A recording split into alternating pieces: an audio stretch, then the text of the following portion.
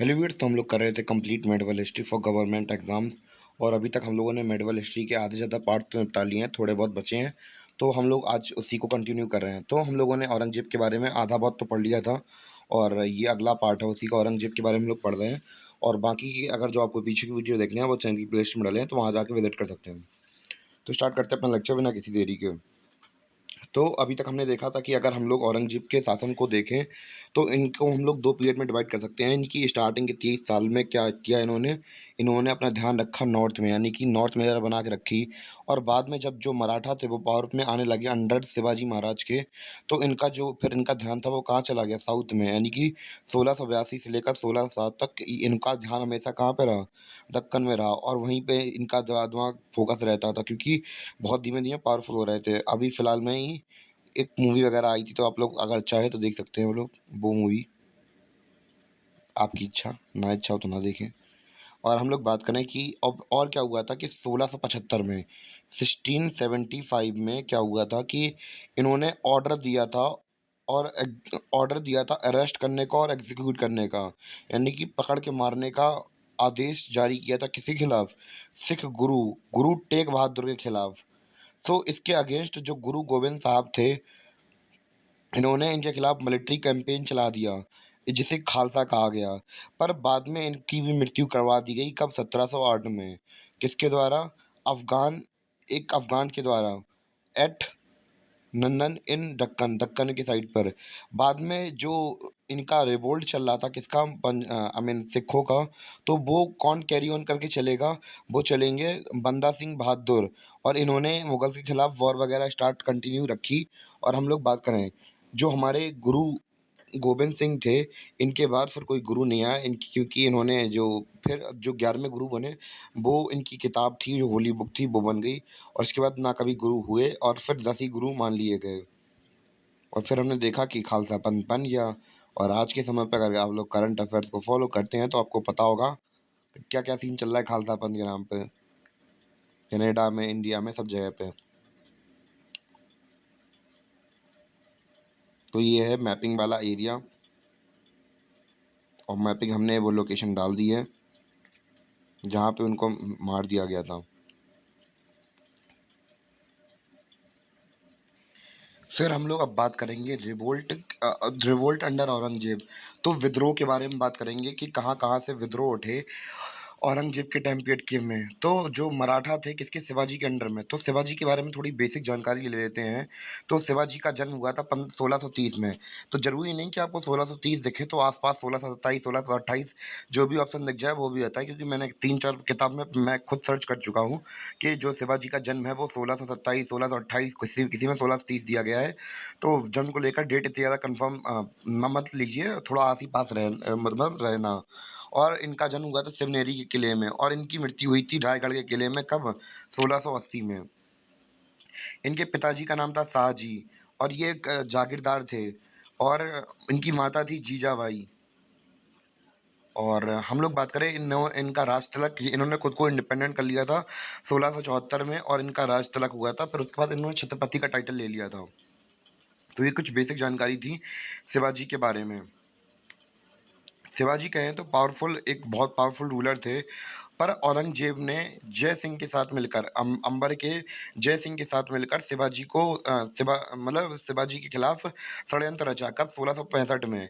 शिवाजी को वो मुगल कोर्ट में बुलाया गया, किसकी रिक्वेस्ट पर? क्योंकि औरंगजेब को तो पता था कि भैया हम रिक्वेस्ट करेंगे तो ये आएगा नहीं। तो जय सिंह की रिक्वेस्ट पर जो शिवाजी महाराज थे इनके कोर्ट में आए, पर उन्हें धोखे से कैद कर लिया गया। पर वो कैसे भी करके भागने में सक्षम रहे। कब? 1674 में। और जैसे ही आज़ाद हुए वहाँ से, इन्होंने खुद को इंडिपेंडेंट घोषित कर दिया। तो ये सीन देख रहे हैं आप। यानी कि हम लोग बात करें विभीषण घर में ही होता है। विभीषण को मैं बुरा नहीं कह रहा हूँ, यानी कि धोखा देने वाला अपना ही कोई करीबी होता है, एक तरीके से ये कह रहा हूँ। तो जैसे ही इनकी मृत्यु हुई, किसकी? शिवाजी की मृत्यु हुई 1680 में। तो इनके जो बेटे थे संभाजी, तो संभाजी को क्या किया गया? इनके साथी थे कवि कलश। तो अभी एक मूवी आ रही है, तो आजकल आप लोगों को तो पता ही होगा कौन सी मूवी चल रही थी अभी। सिवाय इन्हीं संभाजी महाराज के ऊपर थी, तो इनके पास थे 200 सैनिक और सामने वाली मुगल सेना के पास थे 5000 सैनिक। तो भैया चाहे आप जितना लड़ लो, फिर पर कैसे भी करके इन्हें मार दिया गया। और कहा जाता है कि इनकी ज़बान काट दी गई थी जब इन्हें बंदी बनाया था। औरंगज़ेब ने इनकी ज़बान कटवा दी, इनकी आँखों में सरिये घुसवाए थे। ये सीन चल रहा था और इनके टुकड़े करके पानी में, नदियों में फेंक दिए थे। और वहाँ पे कहा जाता है कि लोगों ने इनके टुकड़े बटोर कर सिला मतलब साथ रख के इनकी, क्योंकि आखिरी भैया विदाई करनी थी, तो फिर अपनी जो प्रथा होती है उसके हिसाब से इन्हें जलाना वगैरह पड़ता है, तो फिर इसकी वजह से उनके टुकड़े इकट्ठे किए, जिससे कि जो मरने के बाद की प्रक्रिया होती है वो की जा सके। तो इतने क्रूर थे ये। और हम लोग बात करें कि उनको कब निपटा दिया गया था, मतलब मार दिया गया था संभाजी महाराज को 1689 में। और बाद में मराठास ने क्या किया, रामाराज जो कि उनके शिवाजी महाराज के दूसरे बेटे थे, ये दूसरी पत्नी से थे, और ताराबाई, इन लोगों ने क्या किया, कंटिन्यू वॉर करते रहे अगेंस्ट में, किसके, मुगल्स के, हमेशा, मतलब इन लोगों के विद्रोह करते रहे ये लोग फिर। और हम लोग बात करें जाटों ने भी, जाटों में कौन कौन उस समय के फेमस नेता थे, गोकुल, राजाराम, अ, चूड़मल। तो इनके नेतृत्व में इनका विरोध होता रहा और इन्होंने तो किया ही किया। और हम लोग बात करें अफगानों ने भी रेवल किया इनके खिलाफ। यूसुफ शाही ट्राइब ने इनके खिलाफ विद्रोह किया, अफगान की, जो कि रोशनी सेक्ट से बिलोंग करते थे। और कहाँ-कहाँ से अटैक हुए। तो सेकंड अफ़गान रेवेलियन किसके किसके द्वारा किया गया था? अजमल खान के द्वारा किया गया था। और हम लोग देखेंगे नहीं, अब हम लोग दोबारा रिवाइज़ कर रहे हैं कि इन्होंने मतलब किनके साथ पंगा लिया था। सिक्कों के साथ पंगा लिया था, मराठों के साथ पंगा लिया था, जाटों के साथ पंगा लिया था, अफ़गानों के साथ पंगा लिया था, राजपूतों के साथ पंगा लिया था। और कैसे-कैसे इन लोगों के साथ अब इतने विरोधी हो गए थे इनके। अब भैया अब जब विरोधी हर जगह से तुम ले लोगे, अब तुम जहाँ पे राज कर रहे हो उनमें से आधी ज़्यादा जातियों के लोगों के साथ तुम भैया युद्ध कर रहे हो, आधी है संप्रदाय के लोगों के साथ तुम युद्ध कर रहे हो, तो भैया तुम चाहे जितने बड़े महान बने रहो, तो फिर जब तुम लोगों जिनके ऊपर राज कर रहे हो उनसे ही तुम भैया मुंह मोड़ लोगे, तो फिर राज तुम किसके ऊपर करोगे। तो यही बात दिक्कत पड़ गई इनके साथ। और इन्होंने जो मारवाड़ था उसको जीत कब्जा कर लिया। और कैंपेन चलाया किसके द्वारा, जो अकबर सेकंड था, इनके जो औरंगजेब का बेटा था, दुर्गा दास के खिलाफ इन्होंने कैंपेन चलाया, जो कि जनरल थे किसके, अजीत सिंह के। और ये बेटे अजीत सिंह कौन थे, ये बेटे थे राजा जसवंत सिंह के। और उसमें क्या हुआ कि दुर्गा दास जी ने इन्हें निपटा दिया, अकबर सेकंड को, बैटल में। और अब भैया जो राजपूत और मुगल की अलाइंसेस चली आ रही थी अकबर के टाइम से, कि भैया अकबर ने शादी वगैरह कर ली थी राजपूत रानियों से, राजपूत प्रिंसेस से। और जैसे कि उसके बेटे जहांगीर ने भी शादी की थी। तो कैसे-कैसे मुश्किलों से इनके लिए रिलेशन बना के रखे थे कि हमारा बेटा नाती बहुत अच्छा करें, और नाती देखो कैसा उपद्रव कर रहा है ससुरा, ये सीन था। और भैया बाद में क्या हुआ कि इन्होंने बीजापुर और गोलकोंडा को भी एनेक्स कर लिया 1686 और 1687 में।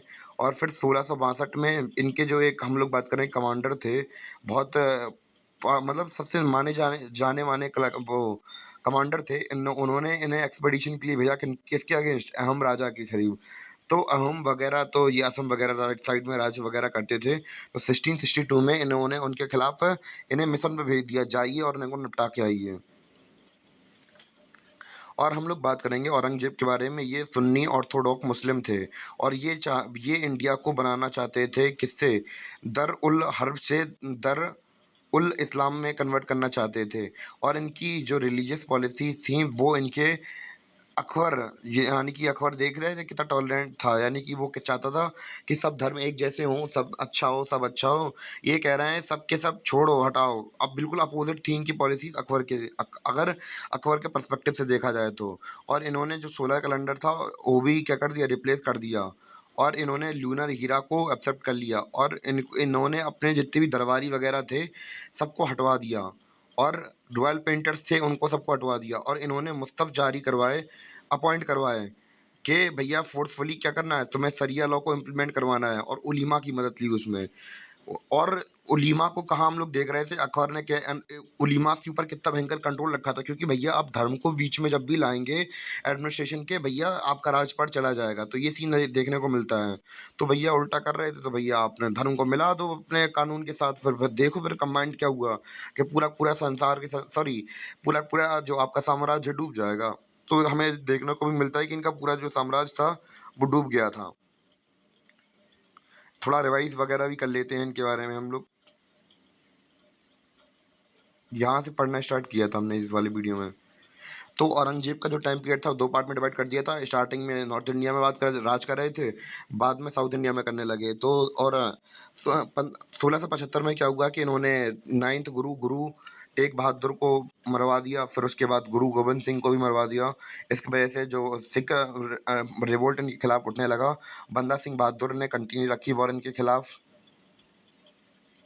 फिर हम लोग बात करें शिवाजी से भी पंगा ले लिया, फिर मराठाओं के जो शिवाजी के बेटे वगैरह या फिर उनके वंशज थे, उनसे भी पंगा ले लिया। तो फिर उन्होंने भी इनके खिलाफ विरोध मतलब आंदोलन चलाया और मतलब इनका विरोध करते रहे। और सिखों के साथ भी पंगा ले लिया था इन्होंने, जो जाट थे उनके साथ पंगा ले लिया था इन्होंने। और जो हम लोग बात करें कि अफ़गान्स वगैरह थे उनके साथ भी पंगा ले लिया था। इवन कि इन्होंने शिवाजी महाराज के बेटे संभाजी महाराज को मार दिया था। बाद में उनके दूसरे बेटे ने इनके खिलाफ विरोध कर दिया, मतलब विरोध हो गए थे। तो हर जगह से इनके खिलाफ विरोध हो रहा था। जैसे कि राजपूतों के साथ भी इनके साथ नहीं मन रही थी, क्योंकि जो दुर्गादास थे, जनरल थे किसके, अजीत सिंह के, उन्होंने इनके बेटे अकबर सेकंड को मार दिया था। इस वजह से इनके बीच के रिलेशन भी ख़राब हो गए थे। और सब जगह से हमें रिलेशन ख़राब होते हुए ही दिख रहे थे इनके। और बीजापुर और गोलकोंडा को एनेक्स कर लिया गया था। मीर जुमला ने 1662 में अटैक कर दिया था, कहाँ पे, अहोम किंगडम के ऊपर। औरंगज़ेब सुन्नी मुस्लिम था, जो कि चाहता था कन्वर्ट करवाना सभी लोगों को इस्लाम के अंदर, और इनकी पॉलिसीज़ बिल्कुल अपोज़िट थी इनके दादा मतलब परदादा जी अकबर से। और हम लोग बात करें कि इन्होंने सोलर कैलेंडर को हटवा कर लूनर हीरा को एक्सेप्ट कर लिया था कैलेंडर में। और इन्होंने जितने भी म्यूजिशियन, रॉयल पेंटर थे, सबको भगा दिया था अपने कोर्ट से। और इन्होंने मुस्तफ़ को अपॉइंट किया था कि लोगों को मतलब ज़बरदस्ती शरिया कबूल करवाया जाए। तो बस यही हमने आज की वीडियो में पढ़ा। और हमारा जो औरंगज़ेब और हम लोग बात करें मुगल्स का जो टाइम पीरियड था, वो पूरा का पूरा ख़त्म होता है आज के वीडियो के साथ। और मिलते हैं किसी अगले लेक्चर के साथ। तब तक के लिए धन्यवाद।